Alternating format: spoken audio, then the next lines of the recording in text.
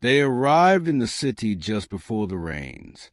Tai, Joel, and Miko, 3 boys from a sunburned village where the road was red earth and the future felt like a promise wrapped in dust.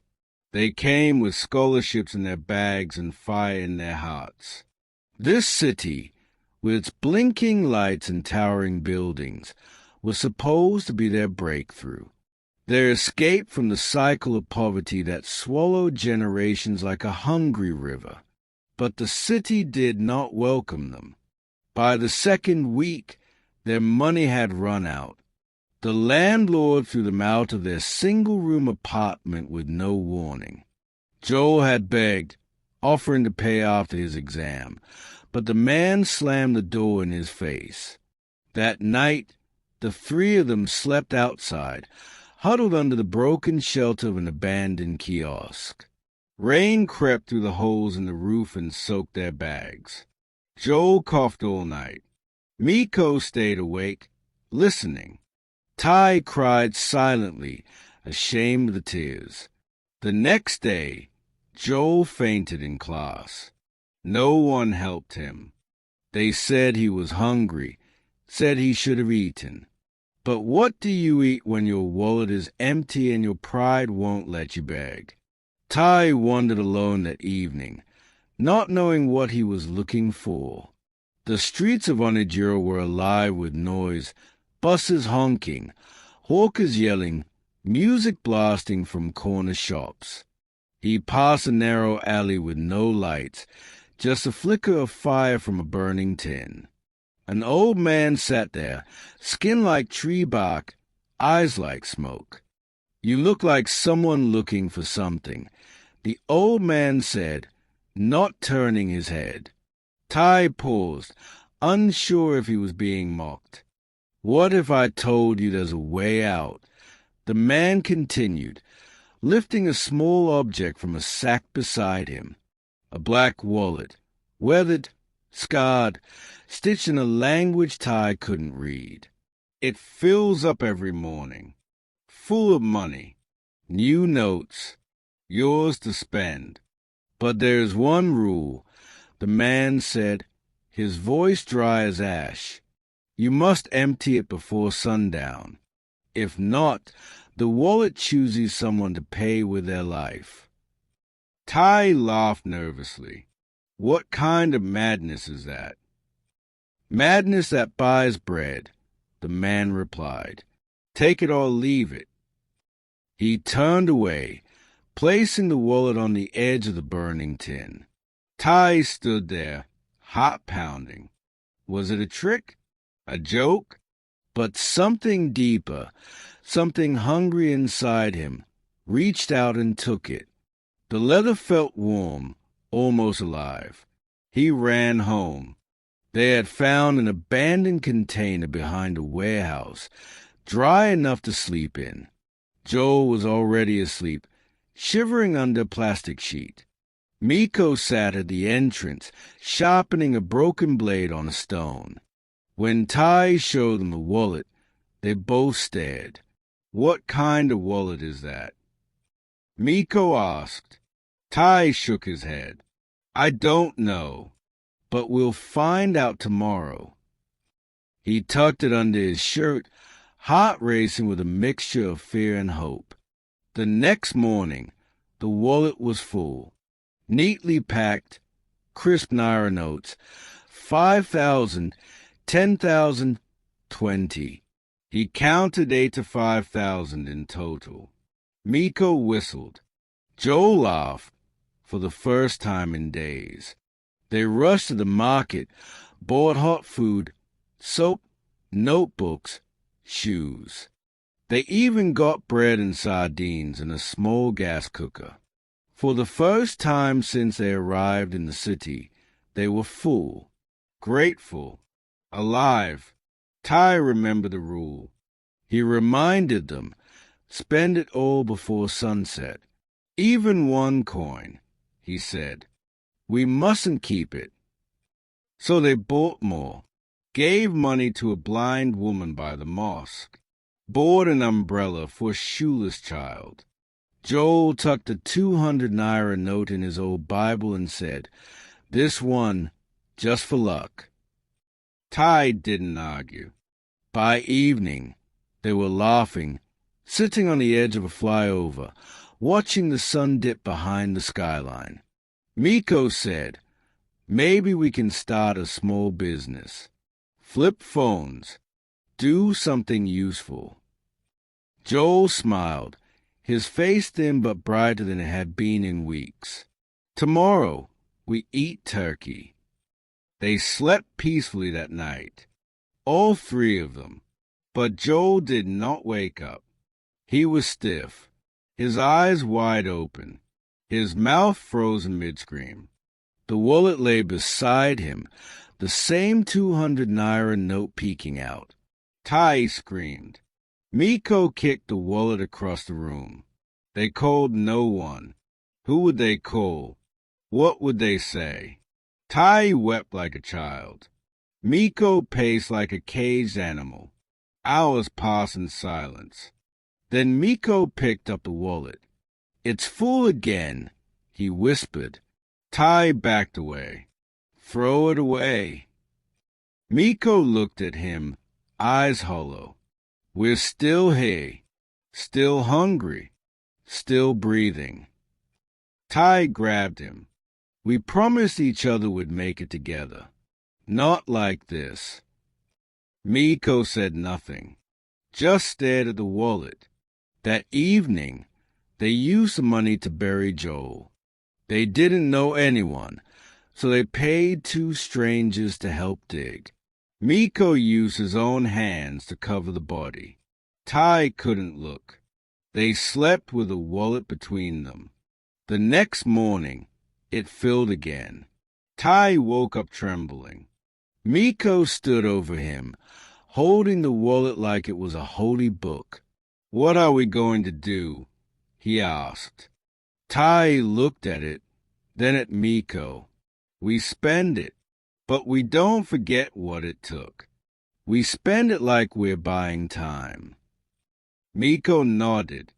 "Then let's not waste any of it." But neither of them saw the shadow that lingered at the doorway. A shifting figure with a face made of stitched leather and eyes like burning coals, watching, waiting, always hungry. The game had begun. Miko didn't speak much after the burial. Something in him had shifted. He no longer joked or argued. He watched the world like a man expecting it to fall apart at any moment. Tai, too, had changed. He stopped dreaming about lectures or final exams. All he saw now was the wallet.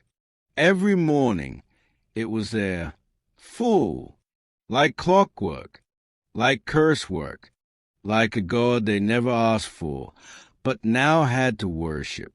They moved into a small room behind a mechanic's shop, paid cash up front.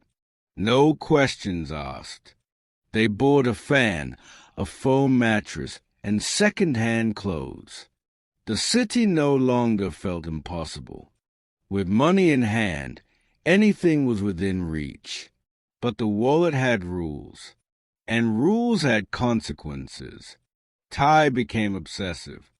Every evening, he laid the wallet open on a flat surface, checked every pocket, shook every corner. Not a single coin could remain. Even paper scraps he tossed. Just in case, he'd whisper, as if the demon could hear him thinking. Miko pretended to agree, but his eyes were somewhere else. One night, as they shared a pack of fried yam, he asked, "What if we kept a little just to save?" Tai froze. "Save for what? You want to die like Joel." "No," Miko said. "But what's the point of all this if we're not building something? We can't live like this forever, begging a monster for daily crumbs." "It's not crumbs," Tai replied. "It's survival." "Then let's survive smarter." The silence that followed was heavy. Miko didn't bring it up again. Not directly, but Tai began noticing things. Missing amounts. Receipts that didn't match the cash. One morning, he found a wristwatch in Miko's bag, new, expensive, still tagged. Miko swore it was a gift from a friend. Tai didn't argue. But that night, he didn't sleep. The dreams came first. Whispers in the dark. Shadows crawling on the ceiling. A voice, leathery and slow, whispering his name. Tai, Tai, Tai. He woke up drenched in sweat, breath caught in his throat. The wallet lay on the floor, untouched, yet he could swear it had moved. He told Miko. Miko laughed. You're seeing things. No, I'm hearing things, feeling things, like it's watching. It's just guilt, Miko said, from what happened to Joel. Tai didn't reply, but deep down, he knew better. They kept spending, day after day. New clothes, hot food. They gave to beggars sometimes, bought drinks for strangers. But the money never ran out, not until nightfall. And always, Tai made sure it was emptied. Then came the day the wallet did not refill. It was a Saturday, market day. Tai woke up early, stretched, and reached for it. But when he opened the flap, nothing. Not a single note. Panic surged through him. He flipped it inside out, checked every stitch. Nothing. He shook Miko awake. The wallet's empty. Miko sat up slowly. What do you mean? It's not refilled. Nothing came today. Miko rubbed his eyes. Maybe it's just late. It's never late, Miko. Never. They waited an hour.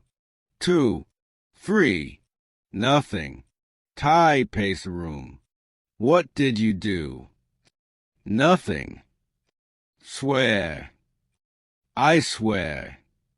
But his voice cracked. Tai's heart dropped. What did you do? Miko pulled out a small pouch from under his mattress. Inside were rolls of cash, dirty, crumpled bills. Hidden, hoarded. You kept it. Tai roared. You kept money overnight. I just wanted to be free of it, Miko snapped. Just once. I thought maybe if we didn't use it, we'd break the curse. It doesn't break, Miko. It kills. Tai grabbed the wallet, the pouch, and rushed out of the room. He ran to the old alley, the place where it all began. But the fire tin was gone. The old man was gone.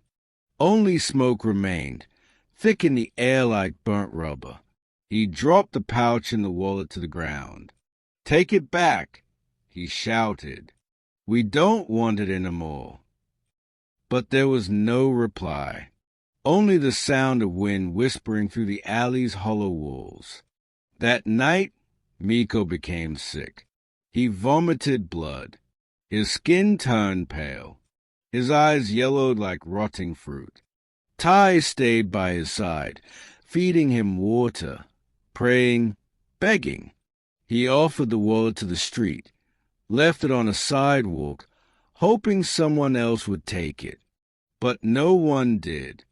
It was there the next morning, back in their room, sitting on Miko's chest like a pet that returned home. It was full again. Tai stared at it, trembling. He picked it up slowly, and a cold jolt ran through his fingers. Miko coughed. It won't let go, he whispered. Tai nodded. We have to learn how to beat it. The next few days became a test of obedience. Every day they spent. Everything. They gave, threw, used. Miko couldn't move much, so Tai became the legs. He ran errands, visited markets, bought medicines. But the wallet's power had changed. It wasn't just about money anymore. It began twisting their luck. Tai lost his ID card. The landlord died unexpectedly. Their room was raided by police looking for criminals. Each day brought new danger, like the wallet had turned from a gift into a curse with a mind of its own. Miko's health worsened. His veins darkened. His teeth loosened. He screamed at night, spoke languages he never learned. Tai watched helplessly. Then, one night, a woman came to their door, wrinkled, barefoot, her eyes clouded with milky white fog. She didn't knock. She just walked in and sat down. "I smell the Bédou," she said. Tai froze. "What?" She pointed at the wallet. "That thing you carry. It's not a wallet. It's a feeding bag. It eats your joy. It drinks your peace. You think it's giving you money. No, you're giving it time. Time from your soul." Tai dropped the wallet. "How do we stop it?" he asked, his voice barely audible. She smiled, toothless and sad. "You can't stop the Bédou. You can only outwit it." "Tell me how." She leaned in close. "Return it to where it was first stolen, not where it was given to you, where it was taken from.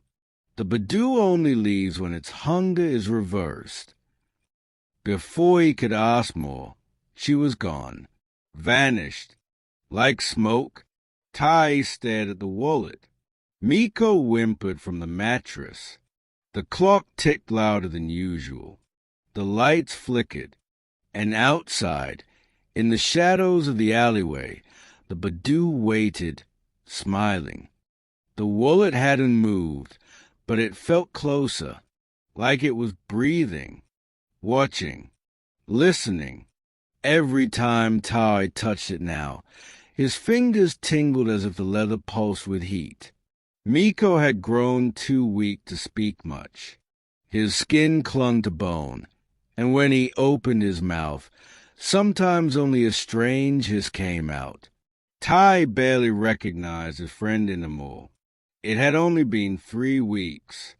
3 weeks since the alley. Since the old man handed him the cursed object. Since Joel died.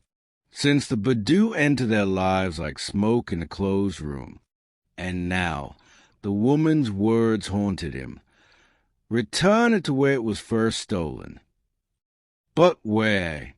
How do you return what was never yours to something you can't see? Tai tried to stay focused.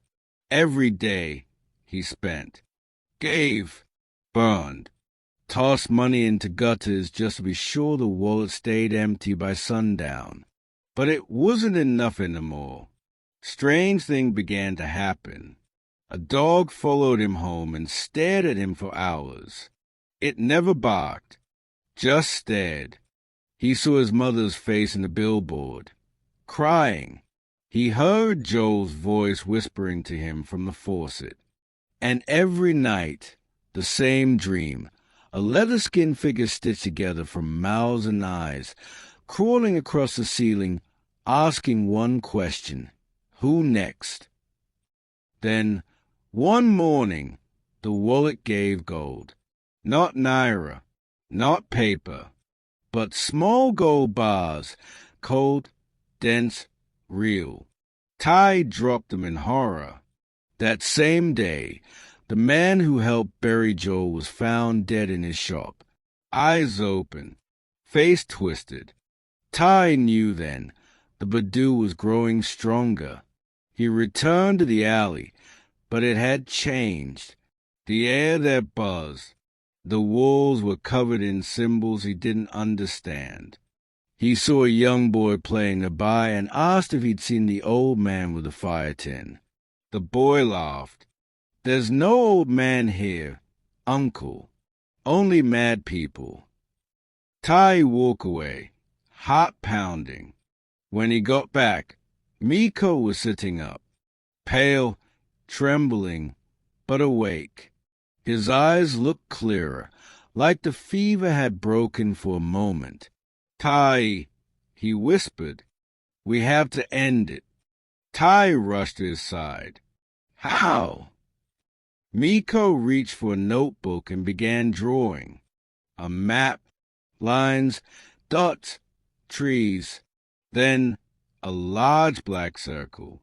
"My grandfather used to tell stories," Miko rasped, "about a place outside our village, a grove, where a thief once stole a sacred item from an abandoned shrine." Tai studied the map. "You think that's where it came from?"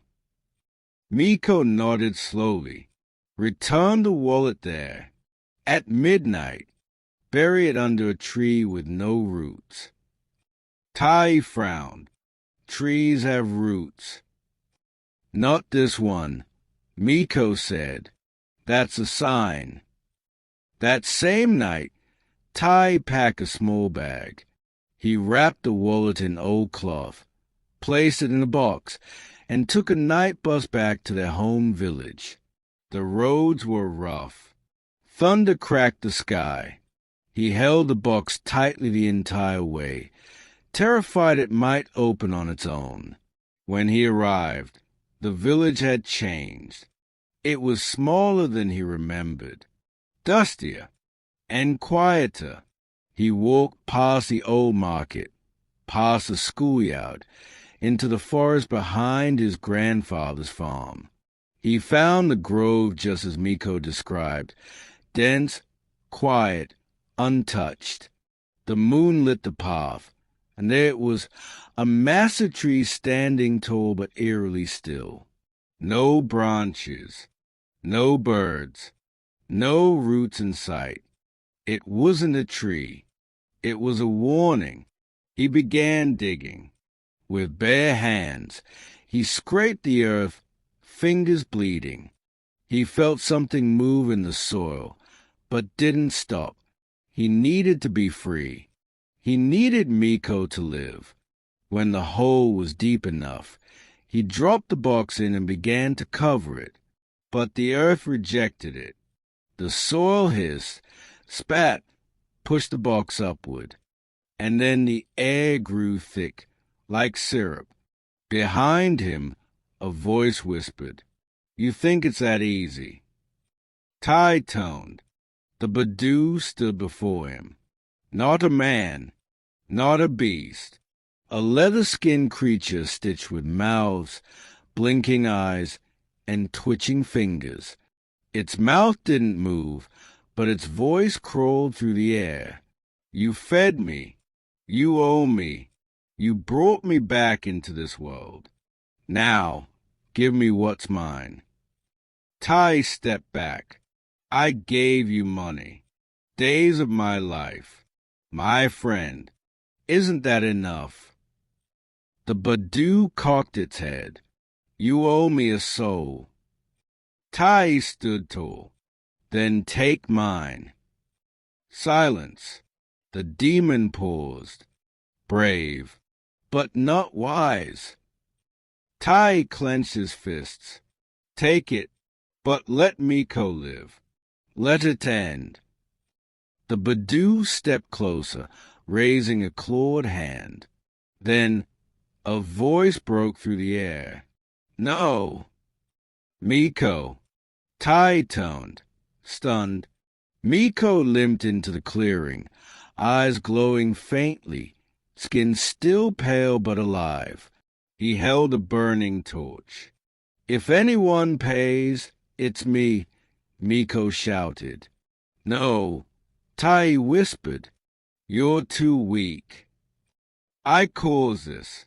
I disobeyed. Let me end it." Miko stepped forward and threw the torch into the hole. The box caught fire. The Bédou screamed. Its skin sizzled. The eyes blinked madly. The mouth shrieked. It reached toward the fire, but its hand turned to ash. One by one, its parts disintegrated.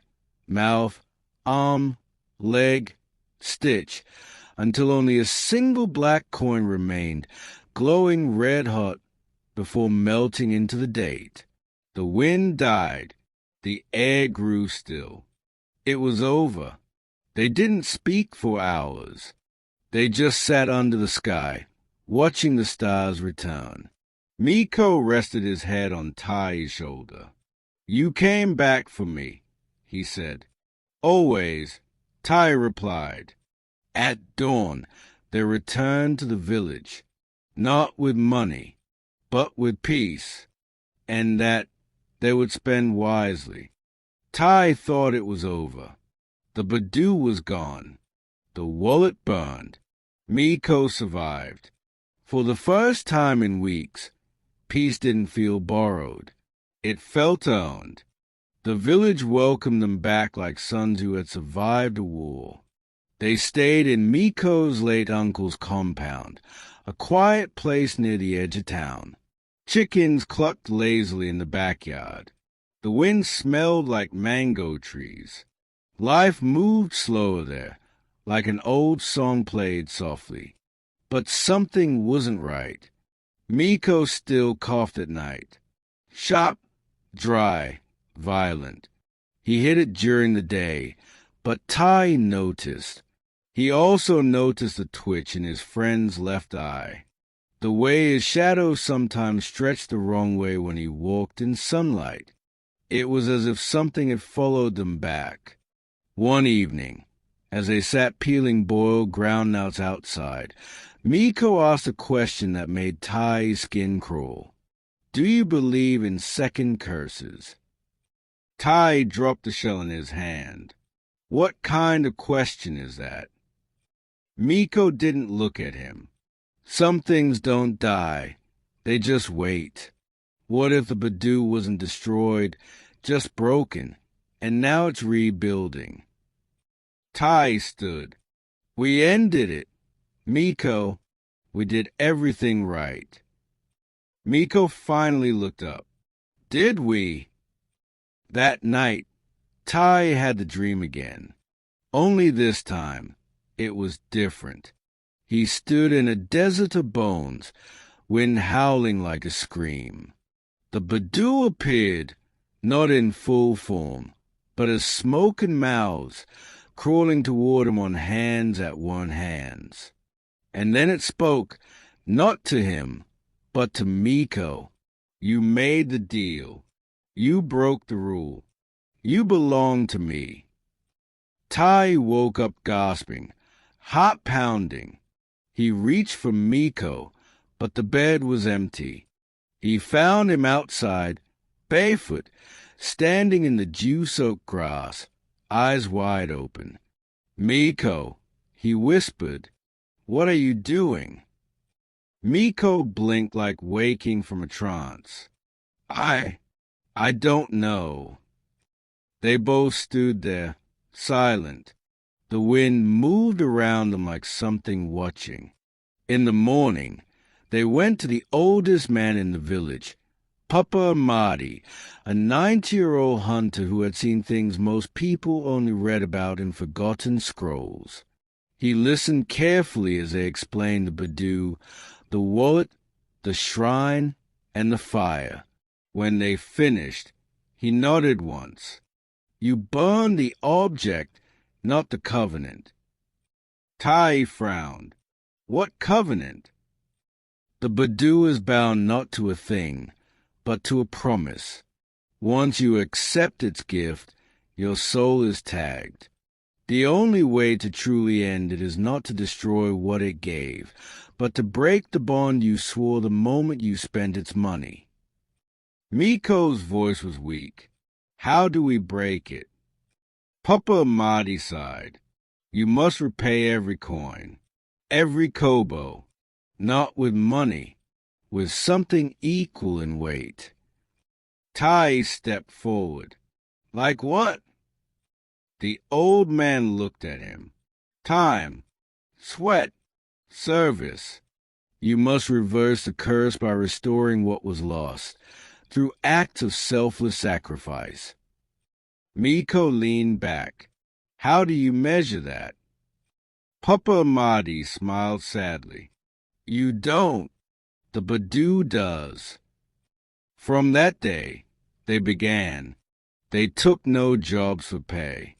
Instead, they swept the streets, cleaned the gutters, carried water for widows, helped rebuild broken houses. People mocked them at first, two young men working like slaves. But they didn't care. Each evening, they counted the hours they gave, not the naira they didn't earn. Tai watched Miko closely. Some days, he was strong. Others, he could barely walk. The mark on his chest, what had once been a burn, had returned, faint but visible, like ink rising from beneath the skin. Tai didn't tell him. One night, while tending to a blind farmer's field, they heard a noise in the trees. A child's laughter. Hi. Hello. Wrong. They turned quickly, but no one was there. Later that night, they found a red thread tied around their gate. The villagers said it meant a spirit had mocked their house. Tai didn't sleep. He sat on the veranda, machete in hand, staring at the moon. That's when he saw it. In the far corner of the yard, a leather pouch. Small, black, exactly like the one Miko used to hide stolen cash. He approached it slowly, hot thudding. He picked it up. It was full, not of money, but of hair, nails, teeth. Tai screamed. Miko came running. When he saw it, he fell to his knees. It's a warning, he whispered. The Bédou is near. Tai shook with rage. Then let it come. But Miko looked up with tears in his eyes. No, you don't understand. I feel it inside me. Every time we give, it fights back. It's trying to kill me slowly, piece by piece. Tai knelt beside him. Then we give more. We've given everything, Miko whispered. Not everything, Tai replied. They went to Papa Amadi one last time. This time, Tai went alone. He asked one question. What's the greatest sacrifice? The old man answered, to give your future for someone else's present. Tai left without a word. That night, he wrote Miko a letter. He explained what he was about to do. And then he walked into the grove, back to the rootless tree. He knelt, placed both palms on the soil, and whispered, Take the rest of me. Let him go. The ground pulsed, the wind howled, and the Bédou answered. The ground pulsed like a heartbeat beneath Tai's hands. The wind didn't blow, it screamed. Trees bent without breaking. The air darkened as if night had collapsed upon itself. From the shadows, a low growl rose. And then came the smell, leather and blood, stitched together in smoke. The Bédou had returned. It did not walk. It unfolded, mouths open where shoulders should be. Fingers stretched into claws made of old coins and torn promises. Its eyes were no longer just fire. They were memory. It had seen everything. Joel's death, Miko's disobedience, Tai's sacrifice. It remembered it all. You offer yourself, it said, though its lips never moved. But you alone are not enough. Tai did not move. I don't need to be enough, he said. I just need to be willing. The Bédou circled him. You have nothing left to give. No money, no life of luxury, no blood to spill. Tai looked up. But I still have choice. And with that, he reached into his shirt and pulled out a folded piece of paper, the letter he had written to Miko. Words of love, regret, hope. It wasn't currency. It wasn't power. But it was pure, undiluted, honest, a soul unguarded. He held it out. The Bédou hesitated. For the first time, it recoiled slightly, as if the simplicity of the gesture wounded it more than fire ever could. Why do you fight for him? It hissed. Because he's my brother. Because he forgot himself. Because we all forget. And someone has to remember. The demon let out a sound like 1,000 whispering voices weeping at once. Then silence.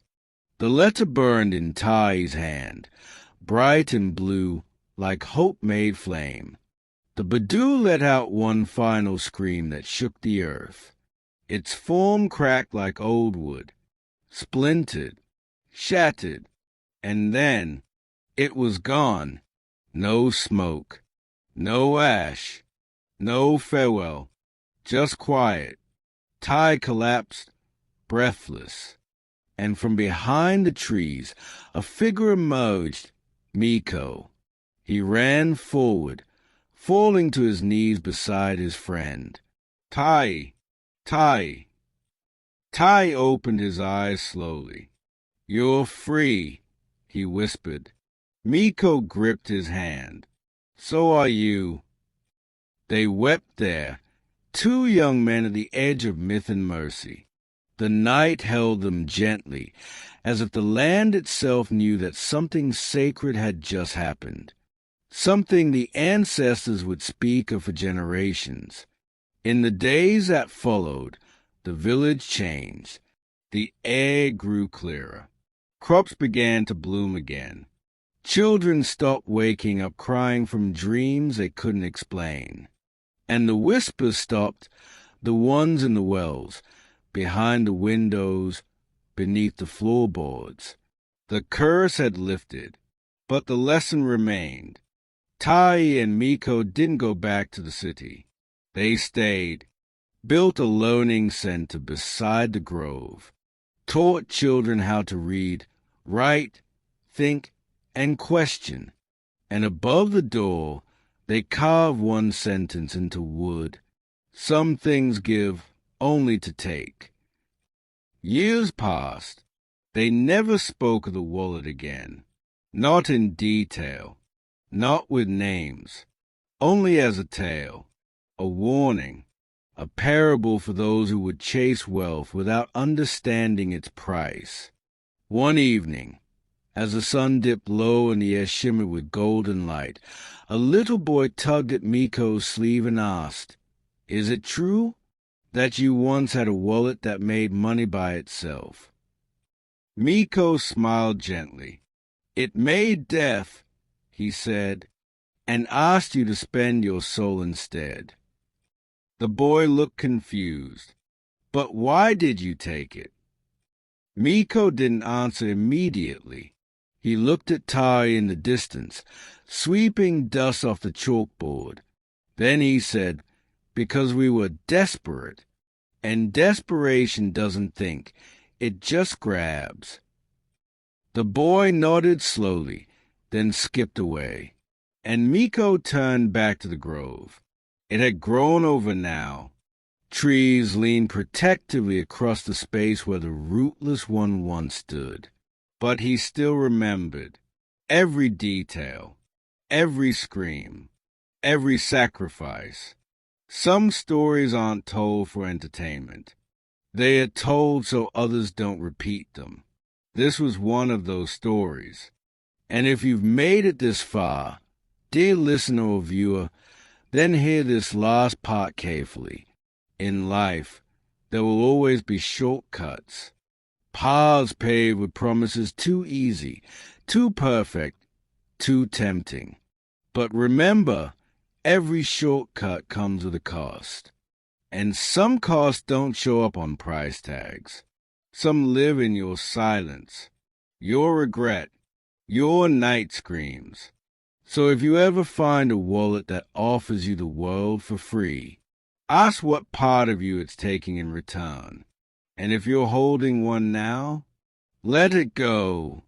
Because nothing that demands everything you are is ever worth anything at all. Now, before you go, if this story stirred something in you, if it made you feel, reflect, or tremble just a little, then don't keep it to yourself. Share this video, leave a comment, and hit the subscribe button. We tell these stories not just to entertain, but to awaken, to protect, to remember, because somewhere out there, someone is about to make a deal they don't understand. And maybe your share might save them. Thank you for listening. And beware the Bédou.